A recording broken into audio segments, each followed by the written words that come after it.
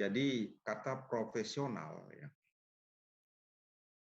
profesionalisme itu adalah pengetahuan, keterampilan, dan perilaku ASN. Jadi ada pengetahuan, saya yakin Anda sudah miliki itu. Tinggal nanti akan terus berkembang. Tuntutan pengetahuan yang saudara miliki sekarang ini tidak statis. Jadi harus dinamis. Harus tetap kita mencari hal-hal baru yang bisa mendukung kegiatan-kegiatan, bisa mempermudah pelaksanaan tugas secara maksimal, efektif, dan efisien. Kemudian pengetahuan itu harus dibareng.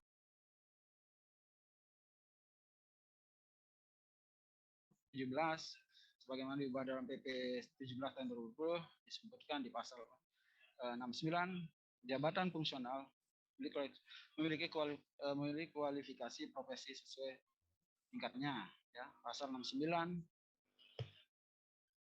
instansi pembina jabatan fungsional mengelola jabatan fungsional tentu yang pertanggung jawabannya untuk terwujudnya standar kualifikasi profesionalitas jabatan.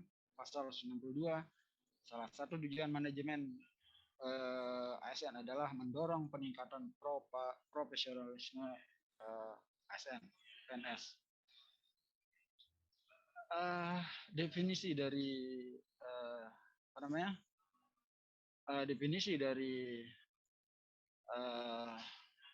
profesionalisme dalam ketentuan-ketentuan tersebut atau dalam aturan tersebut memang kita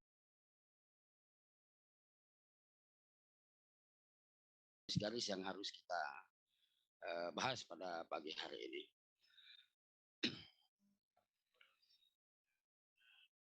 Ya, mana dia? Nih. Nah, ini. Kita mulai dari landasan hukum.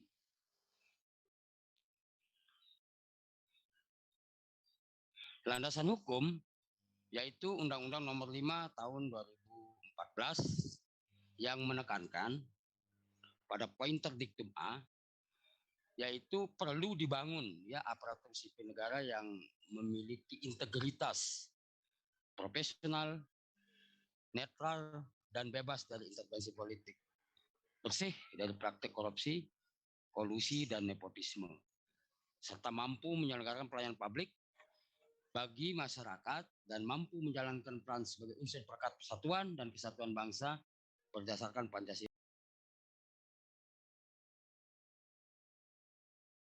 Pemerintah daerah kepada masyarakat. Jangan sampai kita sebagai ASN ini kita menyampaikan informasi-informasi yang bertentangan dengan kebijakan-kebijakan yang disampaikan oleh pemerintah pusat maupun pemerintah Kabupaten Lombok Barat. Lanjut kita kepada Bapak Ibu juga perlu tahu, jangan sampai kita hanya membaca bahwa ASN itu harus memiliki nilai-nilai dasar, kode etik, kode perilaku, tapi harus tahu juga apa itu kode etik dan kode perilaku ASN. Namun karena layoutnya terlebih dahulu menyatakan nilai-nilai dasar, maka nilai-nilai dasar yang harus dimiliki oleh seorang ASN itu ada 15 nilai-nilai dasar. Yang pertama, mungkin saya hanya membacakan karena kalau kita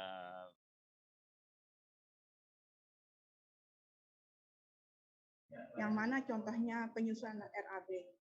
Adik-adik sekalian harus bisa menyusun RAB, rencana anggaran biaya di OPD masing-masing ataupun di tempatnya bertugas,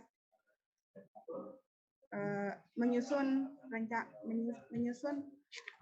rencana kerja pemerintah atau RKP sesuai dengan RPJM nasional atau RPJM daerah, RPJMN dan RPJM daerah, melaksanakan program dan kegiatan.